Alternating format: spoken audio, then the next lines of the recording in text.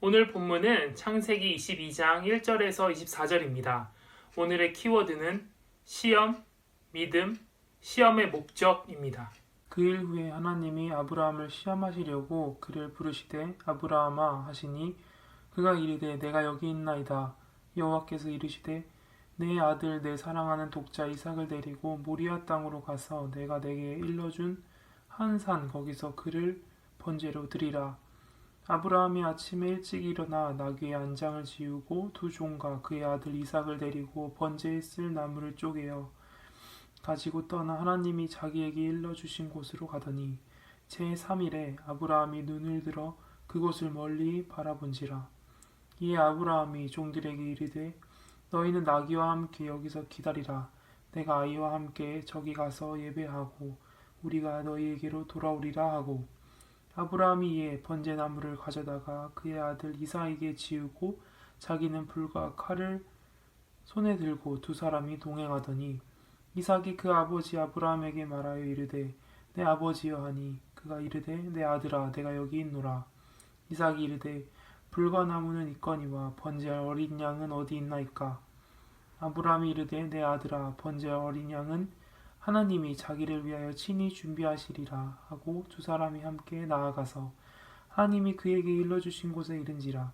이에 아브라함이 그곳에 제단을 쌓고 나무를 버려놓고 그의 아들 이삭을 결박하여 제단 나무 위에 놓고 손을 내밀어 칼을 잡고 그 아들을 잡으려 하니 여호와의 사자가 하늘에서부터 그를 불러 이르시되 아브라함아 아브라함아 하시는지라. 아브라함이 이르되 내가 여기 있나이다 하매 사자가 이르시되 그 아이에게 내 손을 대지 말라. 그에게 아무 일도 하지 말라. 내가 내 아들 내 독자까지도 내게 아끼지 아니하였으니 내가 이제야 내가 하나님을 경외하는 줄을 아노라.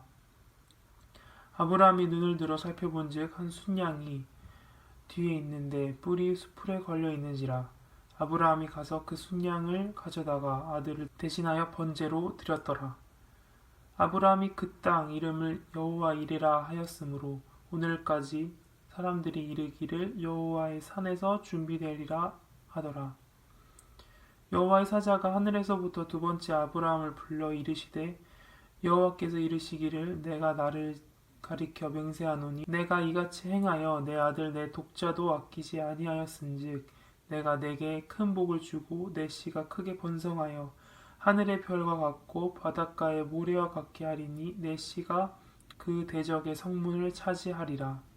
또 내 씨로 말미암아 천하 만민이 복을 받으리니 이는 내가 나의 말을 준행하였음이라 하셨다 하니라.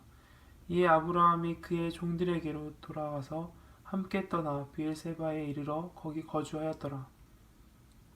이 일 후에 어떤 사람이 아브라함에게 알리어 이르기를 밀가가 당신의 형제 나홀에게 자녀를 낳았다 하였더라.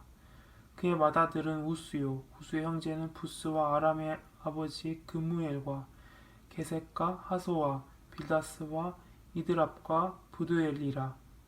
이 8사람은 아브라함의 형제 나홀의 아내 밀가의 소생이요 부두엘은 리브가를 낳았고 나홀의 첩 루우마라 하는 자도 데바와 가함과 다하스와 마아가를 낳았더라. 아멘. 여러분에게 가장 소중한 것은 무엇인가요? 그것이 물건일 수도 있고 여러분 자신일 수도 있습니다.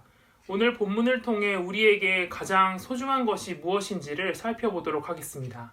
하나님께서 아브라함을 시험하려 부르십니다. 그 시험의 내용은 사랑하는 아들 이삭을 번제로 드리라는 것입니다. 이 말은 매우 당혹스러운 말입니다. 이 아들이 어떤 아들인가요? 아브라함에게 전혀 희망이 없을 때에 하나님께서 주신 선물입니다. 하나님께서 주시겠다고 약속하신 바로 그 아들이죠. 매우 소중한 아들입니다. 또한 이삭은 언약과도 관련이 있습니다. 하나님께서는 아브라함과의 대화 중에 계속해서 언약을 언급하십니다. 그리고 사라와 아브라함 사이의 자녀를 통해 그 뜻을 이루겠다 말씀하십니다. 하지만 지금 아브라함에게 주어진 시련은 마치 이 언약과는 대척을 이루는 것 같아 보입니다. 하지만 아브라함은 하나님의 말씀에 순종합니다. 아브라함은 하나님 그렇다면 저와 한 약속은 무엇인가요? 라는 식의 질문을 하지 않습니다. 그저 그 말씀에 순종합니다. 번제에 필요한 것들을 가지고 하나님께서 알려주신 곳을 향해 갑니다. 아브라함은 자신이 가장 사랑하는 아들을 하나님께 바치기로 합니다. 그렇게 3일 동안 걷다가 종들에게 기다리라고 말합니다. 그리고 예배를 하고 돌아오겠다라는 말을 남깁니다. 그렇게 이삭과 함께 다시 걸어갑니다. 아브라함과 걸어가던 이삭은 질문을 합니다. 아버지, 번제할 양은 어디 있습니까? 아브라함은 이 말을 들었을 때 어떤 기분이 들었을까요? 매우 가슴이 아팠을 겁니다. 내가 바로 재물이다 라는 말을 어떻게 할 수 있을까요? 하지만 아브라함은 다음과 같은 말을 합니다. 하나님이 자기를 위하여 친히 준비하시리라. 이 말은 과연 단순히 상황을 모면하기 위한 말이었을까요? 그렇지 않습니다. 이 말 속에 아브라함의 믿음이 담겨 있습니다. 아브라함은 하나님께서 어떻게 하실지를 정확히 알지는 못했습니다. 하지만 하나님께서 이삭을 통해 하나님의 약속을 성취할 것을 알고 있었습니다. 이 아브라함의 믿음이 무엇인지는 히브리서가 잘 설명해주고 있습니다.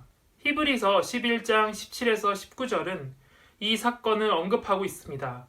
히브리서 저자는 아브라함이 시험을 받을 때 믿음으로 이삭을 드렸다라고 말하고 있습니다. 그리고 아브라함을 약속을 받은 자라고 언급합니다.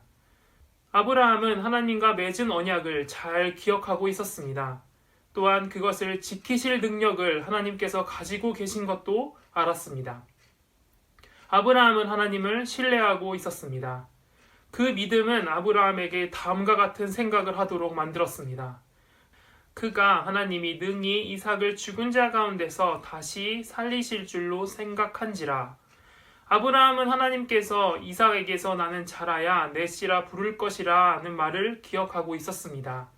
하나님께서 자신의 말을 지키신다는 것을 그는 믿고 있었습니다. 이제 하나님께서 말씀하신 곳에 도착합니다. 그리고 이삭을 잡으려는 순간 여호와의 사자가 아브라함을 부릅니다. 이삭을 죽이지 말 것을 명하십니다. 그리고 아들을 바치라는 시련을 믿음으로 극복한 것을 칭찬하십니다. 아브라함은 순양을 발견하고 그 순양으로 번제를 드립니다. 하나님께서 아브라함에게 하신 시험은 그를 무너뜨리기 위한 것이 아닙니다.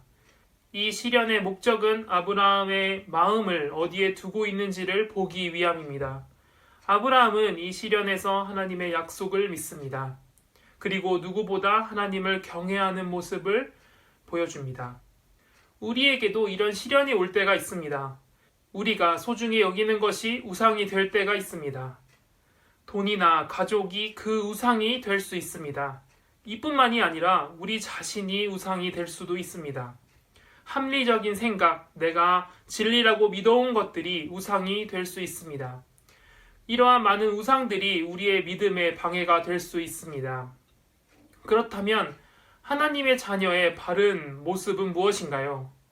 하나님의 자녀인 우리의 올바른 모습은 아버지의 말씀에 순종하며 살아가는 것입니다. 하나님께서 보여주시는 우리가 걸어갈 길이 전혀 납득되지 않을 때도 있습니다. 하지만 성경은 하나님의 어리석음이 사람보다 지혜롭다고 말하고 있습니다. 우리의 지혜보다 하나님의 지혜에 의지하여 살아가기 바랍니다. 여러분의 삶의 모습이 아브라함과 같은 순종의 삶의 모습이 되길 바랍니다. 기도하겠습니다. 하나님 아버지, 우리의 믿음의 아버지인 아브라함에 대해 살펴보고 있습니다. 우리 모두가 아브라함과 같은 믿음을 갖길 원합니다. 어떤 상황 속에서도 주님의 약속을 기억하며 주께서 주신 은혜를 기억하며 살아가길 원합니다. 저희를 단련시켜 주시고 함께하여 주시옵소서. 예수님 이름으로 기도합니다. 아멘.